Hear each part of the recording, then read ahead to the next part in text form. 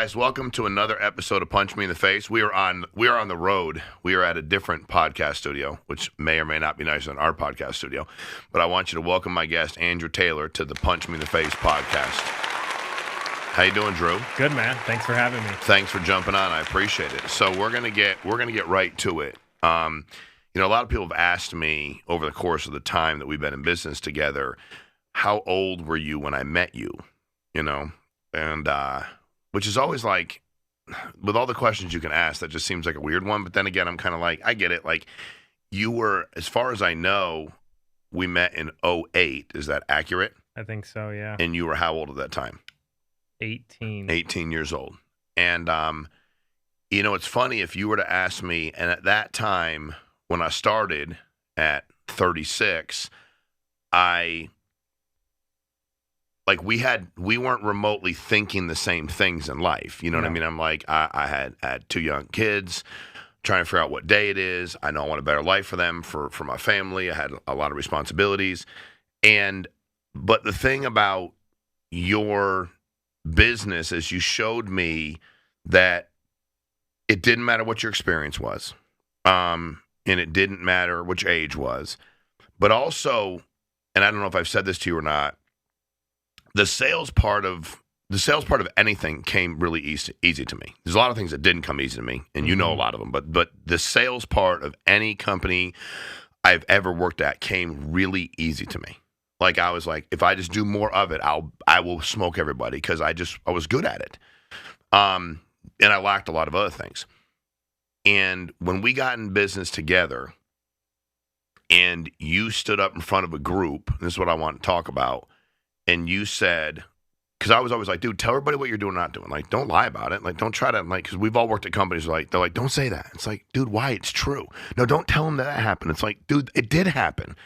Or tell them you're making this amount of money. It's like, dude, I'm not making that money. Like, I don't want to do that. And I heard you say in front of a group, and I don't know if somebody asked you, I don't know if you just, that you were closing 25% of the appointments you were on. Is that a true statement? Mm-hmm. And what's funny was that hit me. Like, I'll never forget that, because I thought to myself at first, wait a minute, why would he say that? That was my first thought, because, like, it's not that low. Then I thought, no, he's super sharp. He worked, no, it's no way. And I started to rationalize in my mind, like, no, if I'm doing this over here, why is his ratio that? He has a huge team. And then I listened to you talk about it. And that was probably the moment that I realized this could be the biggest life insurance opportunity that anybody had ever been part of, purely because from a numerical standpoint, you could close a quarter of your appointments and make money.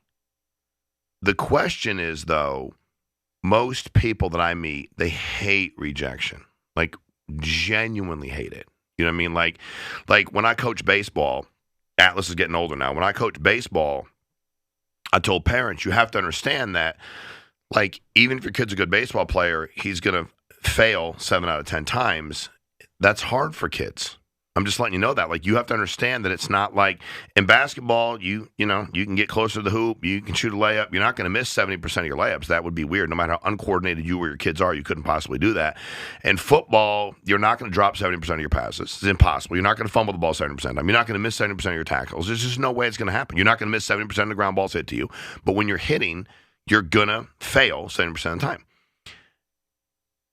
How did you, first of all, when you were being told no 7.5 out of 10 times, and I realized a lot of people were, I was like, oh shit, like, I made a mistake by telling people, that's weird, what's wrong with you, but that you could have done that to me when it came to anything, recruiting leads. What kept you moving through? No experience, nothing to fall back on, no education or training. You didn't have a mentor walking around with you, patting you on the head all day long, telling you what to do. When you were being told no over and over and over again, which I learned, like, is sales, did you ever think about quitting? Yeah, man. I thought about quit. I think I've quit sales like 100 times, and then the next day I signed back up again. So what happens? Seriously, like on a Tuesday night, you're pissed, you had it, I'm over 10. So I'll give you a story of something that happened to me when I was new in sales. And virtual sales is cool now, the way the world's changed. But I used to just go see everybody face to face. And I had, I think I had 15 appointments booked for 2 days. I drove around for 2 days. Everybody was home, and everybody told me no, except the last person. And so it was probably, I had been working all day. Someone finally says, I want this product looks good to me. And I said, are you sure you don't want to look at some other options? And then I confused them. Yeah, of course. And they told me no.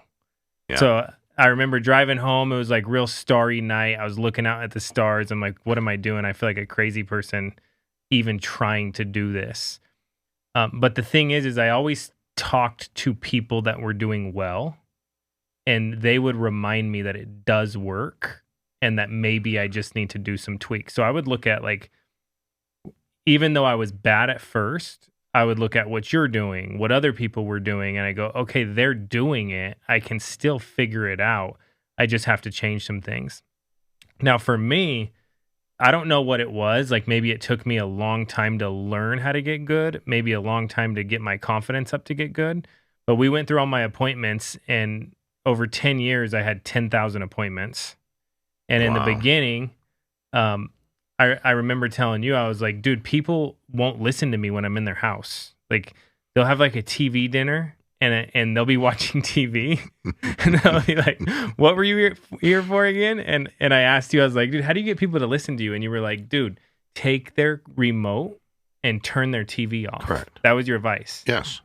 And so, like, over time, I started to get more confident. So I always like to tell people, that's where I came from. And then by the end of like my 9,000th appointment, whatever it was, I would go to your house and I'd go, my close ratio wasn't 25% anymore. It was Correct. super high. Correct. And I would go, hey, I'm your new insurance agent, and I'm going to put you in a better situation. It's going to take 15, 20 minutes. Go grab your policy. And people loved the confidence, and they wanted to be told what to do. And I could read their body language, and I knew when to push and pull and do all these things, and it was awesome, man. So you're banging your head against the wall, you're having a hard time, but what you did, which is what most people can't do, you and I do think humility is huge. For whatever people want to say you're not, and your ego, I just think that if you can't listen to another man or woman talk about what they're doing good and go, wait a minute, let me call it what you want, humble myself, open myself up, be more willing to learn. Dude, I found people that were doing well, and I believed that they were telling me the truth. So you found these people, and they raised your belief level, but you're willing to get around them. What most people do is it doesn't go well. They're a recluse. They take their ball and go home. Yeah. And then they bitch, moan, and complain about their life, and it's like, no, dude, it doesn't suck. You suck. And the reality is, though, you were always... So when I met you, I didn't know you that well, but I had no problem. I knew that I might piss you off if I was overly direct, but I knew you wouldn't quit. Does that make sense? Yeah, that's your gift. I just knew that. Yeah. I was like, he can take it. Yeah. It may annoy him. He's not going to quit on me. It might make him better. It might make him better. Yeah, and the other thing is, like, when I quit the grocery store, what do you think everybody said? You're an idiot. It won't work. You'll be back in 3 months. Exactly. See you soon. Like, that just made me so motivated to not quit. So, like, I would go out on... There would be weeks where I have 0 for the whole week, and Saturday I'm going to knock on 25 people's doors, and Sunday I'm going to knock on 20... Because I just didn't want to quit or give up. Why were you so afraid to quit or give up? Were you afraid of what people at the grocery store thought? Your mom, you, life? What was it? I don't know, man. I just wasn't willing to do it. So when you because you understand, Andrew, you're how old now? 34. When was the first year you made $1 million in insurance? How long did it take you? That's a good question. I started at FFL at 24. Okay. Probably a couple years in. Couple years in. Probably 25, 26 years old. Okay. So mid-20s, make $1 million a year. Yep. How did that feel? Or was it just like, you're like, it wasn't that big? Like, was it surreal? Was it not? How did it feel for you? Andrew Taylor's like, did you ever like go, dude, I make 20 grand a week. I can make $1 million a year. No, man. Which is Go ahead. I'm sorry. I had a few days where I was like, that's cool, but I've always had the mentality of how fast you could lose it all. Mm-hmm. So I just was like, let's keep doing more. Which is funny because most people can tell you how much they've made. You know what I mean? Because I'm like kind of the same. I wouldn't know. I'm like, I don't know how much I made.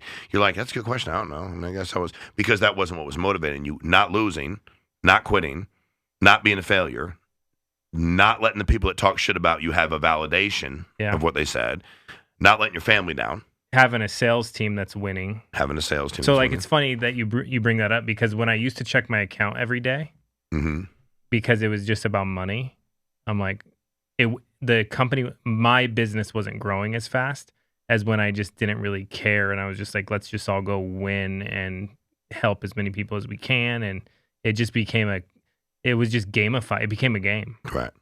Well, and you take those. It's kind of funny because I was saying to somebody the other day, they're like, you're so angry, which I am, right? And they're like trying to psychoanalyze me because they think they're super smart. And they're like, well, what? Why have you always been angry? I'm like, I don't know. I said, but let me tell you this. When I was like 6, I used to have my mom and dad had just like, we had a house for a very short period of time, a year and a half. Then they split up.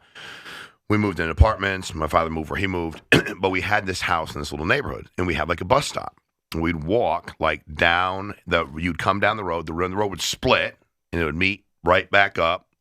And at the end, there was this little pond. It was like not really anything, but it was a little tiny thing of water, right?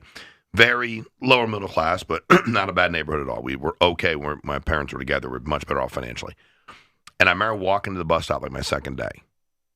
And this dude, Gary, starts throwing bottles at me, like glass bottles. And I was like, and he's like in 7th grade. And I'm like, dude, I'm like in kindergarten, bro. Like, okay. And I remember getting to the bus stop. And then I think he realized he's so much older than me, like trying to fight the dude that's like, actually, I started kindergarten, I was 4. So I was 4 years old. I mean, I'm 4, dude. But I'm still like, fuck you, Gary. I will fuck you up. Which, of course, at 4 I wasn't going to, but that's how I felt. I can remember it today. Like there's certain things in your life you remember, don't remember. I don't remember a lot when I was that age. And then he realized, I can't do this to him. So he found this kid who was like 8, and he was like torturing him to then mess with me. And I remember he had a jean jacket on. And you ever like hit your palms in the asphalt and it all digs in there? Yeah. So we start this like, he ain't no fighter, but he starts like throwing me around. And I'm like holding on to him. And I'm trying to fight back. And finally my little 4-year-old ass gets launched in the air. And I land on the asphalt. And I cut up my hand. You know what I mean? All the asphalt's in it. And I'll never forget getting on the bus. I'm like, I'm not going to cry no matter what happens. I'm not going to tell on it. I'm not telling on anybody, and I'm not crying. But one day, I will fuck both these kids up. It's all I ever thought of. Fucking 4 years old. It sounds really weird, demented, the whole deal. But I was like out to prove that I wanted to fight everybody because I wanted to fight those two, even though they're much older. Now, life didn't work out very well for either one of them. Let me be clear. You know what I mean? And when I whooped one of his asses, he was so fucking cracked out of his mind. I probably shouldn't have whooped his ass. It's probably kind of abusive, but I didn't give a fuck because I was like, now I see him. He's this much older than me. He's still hanging out in town. I'm a smack shot him. I told my buddy, I said, hey, bro, hold my beer. I said, he's over there. And he's like, how do you even know that dude? He's a crackhead. I said, I'm going to fuck him up. And I just beat the shit out of him for no reason. He was like barely leaning against the wall. I mean, I'd beaten him up, my eyes closed, even if he was standing up. But I remember my whole life being raised that I was like motivated, that I was fighting this battle. Your mom is one of the coolest moms in the history of the world. For sure. Fair enough. Like, legitimately, like, you have a show, Beaver Cleaver, boom, that's your mom. Yep. Okay? Your mom lost your dad, then your stepdad. Mm-hmm. And I'm always trying to figure this out psychologically. Because something drives you. Because you're driven. Yeah. And you are. Because the grocery store, when you stop at the grocery store at 18 and we're like, hey, I'm out of here. Dude, most 30-year-olds won't do that. What do you think has been driving you? I'm sure there's some, like you're talking about, there's some type of...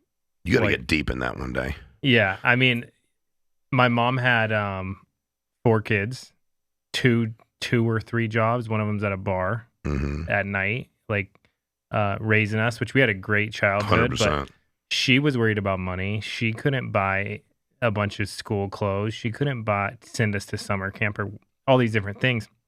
And if she did, it was like a big deal, you know? Mm-hmm. So when that for some reason, I just always thought about making money. And then the funny thing is at the grocery store, one of the checkers, Ricardo, gave me a book. Ricardo. That's Yeah. great. What book did he give you? Think You Grow Rich? Rich Dad, Poor Dad. Rich Dad, Poor Dad. That's a great And book. I read it in like 2 days. And why did Ricardo give you a book? How old was he? bro, he was reading it and he was How old was he? He was in his 30s, I think. Dude, what was up with that? I don't know. So that's a little bit weird.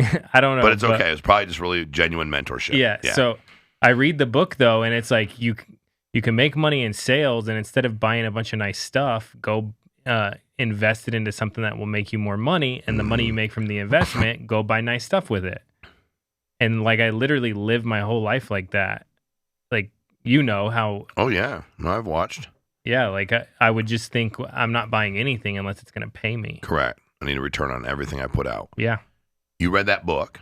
I read that book. Why did you? Did Ricardo strike you as somebody super sharp? You were dying for knowledge. You're like, I'm bored. I don't know. Because I wouldn't have read it at 18. I don't think 18. I'd been like, I don't know about that. Yeah, You just sat down and read the book. And then I learned, and then I heard about insurance later. Like a lady always had me take her groceries out to her car. She had you a had nice a lot car. of weird adult relationships when you were a teenager. Okay. And she's like, yeah, she had like a Mercedes, something I thought was cool. She's like, yeah, my husband sells insurance. And so then I was like, oh, that's interesting. And then I had a friend who started selling insurance that showed me. And then I asked a few people. And it was interesting because the answer isn't what you would think would make somebody want to do it. But I had asked my stepdad at the time, I'm 18. I said, do you think I should sell life insurance? And he goes, if you do it, if you're good at it and you work hard, I've heard you could make a lot of money, but I've also heard you can make none. Mm-hmm. Great advice, by the way. Dude, and when I it was comes like, to about anything. And I loved that. I was like, oh, cool. Like, it's hard. Mm-hmm. I wanted it to be hard.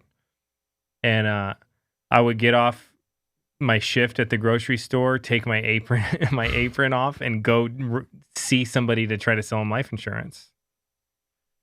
So you make a good point, because I've heard you say that before about your stepdad. And I think, like, recruiting 101 is the people that really want to do it, for whatever their motivation is, don't want you to tell them that anybody can. Like, it's easy, it's simple, you don't have to get any work, you're going to get rich. Because, number one, I don't think they're smarter than everybody else. I think they're just like, I'm a winner. That actually doesn't make any sense to me. I'm not looking for the path of least resistance. I do want to earn what I'm going to get. So that was great advice from his point of view, obviously. When you started building a business, because selling life insurance, people to ask for, it's one thing. It's great. You got really good at it. What's been the most surprising thing? Because when you build a business, people don't understand. You become a business associate of people. You can become a mentor in some capacity. They might ask you for advice and things that you don't even want to talk about. You're like, dude, I don't know. Like, I'm not really qualified to answer that for you. Like, I've had some people ask me stuff. I'm like, like, I don't know. Like that, and they're like, just air all their stuff out. At least you have a degree in psychology. I got a degree in psychology, but I'm like, I know how I would handle that personal situation, but dude, that ain't my situation.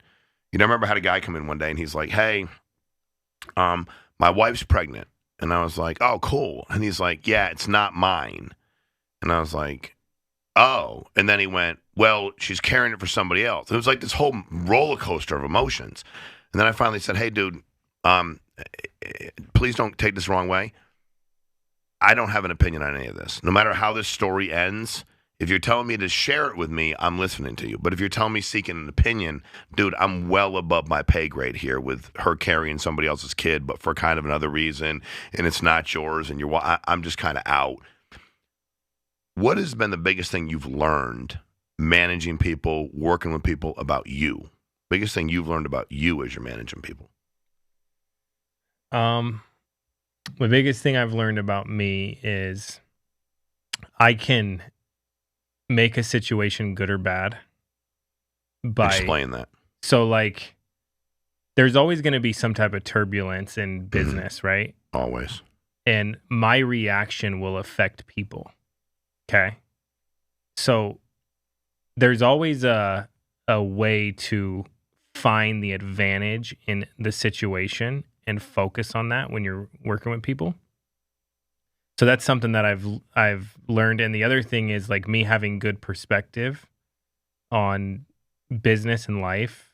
Um, you, I always reference this day of me running appointments and me calling you complaining because I got no showed all day and it was whatever 90 degrees out, and and your reaction was like just lit me up with, dude, like people's lost their families today. You know, some people didn't wake up today, and this was like one of the hurricanes that messed up Haiti, maybe Hurricane Katrina. You're like, people are looking for their family in Haiti right now, and you're in your car with your air conditioning on, and you got like you're mad because some people weren't home, and you have to make some phone calls. So me having the right perspective, and then when people are calling me, the impact that I can have on them. So whatever it is, finding the positivity in it. So what's an interesting thing is like, and the other thing I learned is like, you'd be surprised what you could overcome when things don't go good. About anything. About anything, yeah. And that I can do that. And then the other thing is like, I'm happy when I'm busy helping people. So I've learned that like having some value with people makes me happy. I learned like having just a lot of money and that being your main focus is not what is going to make somebody really happy. I don't know if if you felt that way. 100%. But I was always thinking if I could make this much money, then everything's great. It doesn't make a difference, dude. Yeah. So I learned like, dude, I had all these things to make me happy in my life the whole entire time. So I kind of went through that whole thing. And then just learned that like, if I'm transparent with people and I'm honest with people, clients and people that I'm in business with, I always get a good result, whether it's good or bad news. Mm-hmm. So those are some things. Well, and I think we also forget how vulnerable a lot of people can be too. I think because, like for me, when I got in the insurance business, I wasn't sure I was going to like go get rich, but I was sure I was going to take no shit from nobody, and I was sure I was going to close my freaking leads. Like those two things I was sure of. There's no way nobody's going to convince me otherwise. I wasn't sure of everything else, but I was sure of those two things, which allowed me to do really well real fast. Because I was just like, to your point, I'm like, I'm not asking, like, oh, it's not a good time. Well, I'm not. I'm going to take my shoes off. Like it was just like and people would go out in the field with me, and they'd be like, dude. What was that? I'm like, what do you mean? What? And I'm like, as confused when they were doing their deal as I'm like, what are you talking about? And I was going to take no shit from nobody ever. But I knew that I thought when I hit a certain income level, I did think things would magically change. Yes. And they didn't. Yeah. And actually, weirdly enough, I think I felt the emptiest at that time because I had convinced myself that was the answer. Yeah. When I hit this, I'll be at the pinnacle. And then I'm like, you're like, okay, well, I'm not worried about bills. That's cool. All right, my kids okay, that's cool. But I'm like, but on that, dude, like, I'm just here. Like, life is the same, What has been the most, if I were to say to you, if you're writing your own Rich Dad, Poor Dad book, and you were going to give the single biggest business lesson that you learned or you wanted somebody to know, if you're like, hey, for anybody, whether they're 50 years old, 70 starting in business, 18, what is a golden rule from you that you'd want everybody to understand to allow them to be successful? In business? In business. Ooh, I would say, like, this is what I think helped me a ton was... And it's funny because there's a lot of different contradictions in business because you would do the opposite. Mm-hmm. But I would say get in something and get in some type of sales where you can make good commission and invest that into something that's going to give you some type of reoccurring revenue, whatever that is. So like if someone's in solar sales, that's cool. You could go crush it in solar sales. But if you get that money and you just go, oh, we're in Vegas. Let's go to the club tonight and get bottle service.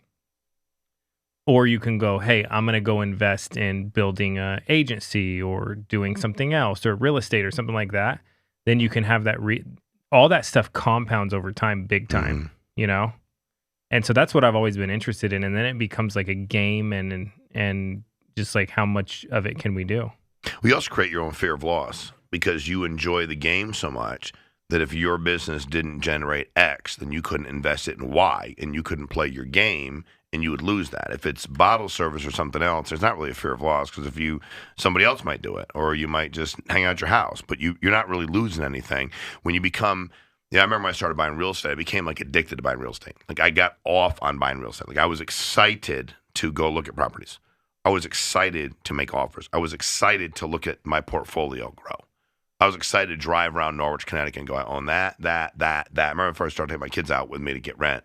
My daughter's like, Daddy, you own almost everything in America. And I'm like, no, it's just not, but it was just so cute because she's so little. But I was like, no, we own that. We own that. We own those two right there. And it was like, I wanted to make more money to then put more money in. So I would agree with you on that one. I think for me, I also wanted to create some kind of fear of loss for me as well.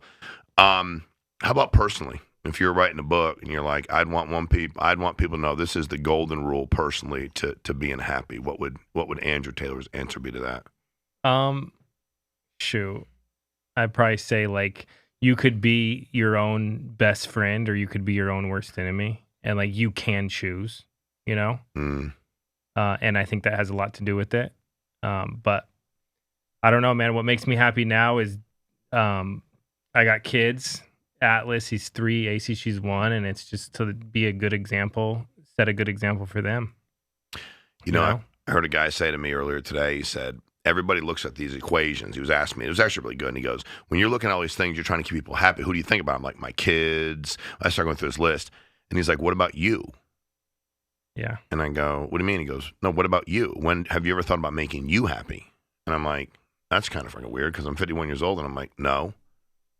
And he's like, no, but it seems selfish. But if you're not happy or you're not thinking about your happiness, you can't be the best version you can be for them. So if your whole goal is to make your kids abundantly happy and you're not thinking about you ever. And I think a lot of times that we make bad decisions because we're trying to make everybody else, whether I don't, it's weird. Like I don't give a fuck what anybody thinks, but I pick the people in my life that I'm focused on their happiness over mine. 100%. Like 100%. And then sometimes you're like, wait a minute.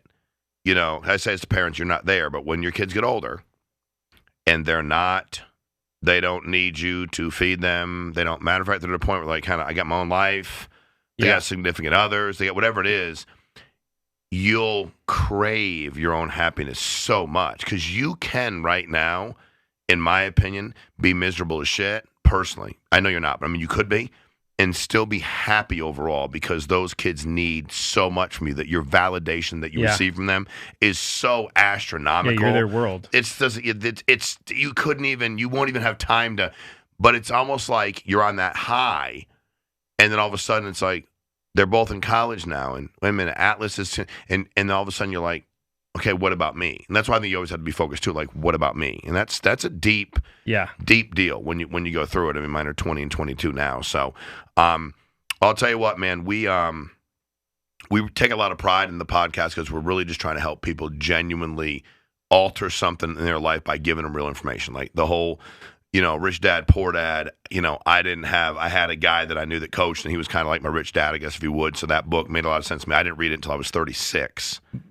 You read it at 18. But your strategy's been a little different because you've always been, I'm not scared to spend money because I'm gonna, and you are not scared to spend money. Not at all. Yeah. I spend money in shit. No business. I do not give a rip. Yeah. And I'm almost like, if I spend it, I'll have to make more anyway. I'll buy it. Yeah. I'm not scared. So there's two strategies. No doubt about it. Yeah. I don't know that I follow the methodology, but I love the book. Yeah. And no, man, But it's kind of cool because you knew me when I was driving around in a Saturn, 1998 Saturn, like it was breaking down. Mm-hmm. And I had a suit from Target. And, I remember. And I didn't spend any money except on like you were on my hit list. Your upline or whatever it was, that guy Jim. I didn't like him. And we were on that Fiji trip, and I'm like, I hope we were playing rugby, and I was like, I hope all these guys grab a ball. Jim was on my list. I didn't know you that well. You're definitely not on my list anymore. But I was like, if he, I saw what happened. I'm like, though. if Andrew gets that ball, I'm gonna smoke him. I'm gonna hunt him down like a lion. So, and I didn't know you. I'm like, oh, he's like one of the coolest guys in the world. So, hey, I really appreciate you getting on. I appreciate you sharing with us, and I know it helped people out there. So, and guys, I appreciate you watching. I always appreciate your time. Like, share, subscribe, get to somebody. There's got to be somebody out there. You know, I always think about Ethan McKinney, who's 21, when I think about you. And I'm like, dude, he's working at McDonald's, and then and he don't have the fear you have yet. He's not, but he's getting there. And I'm like, God, just what he can do to change his life forever. You know, so I know you helped somebody. Appreciate you, Andrew. You got it, man. Thanks. See you guys.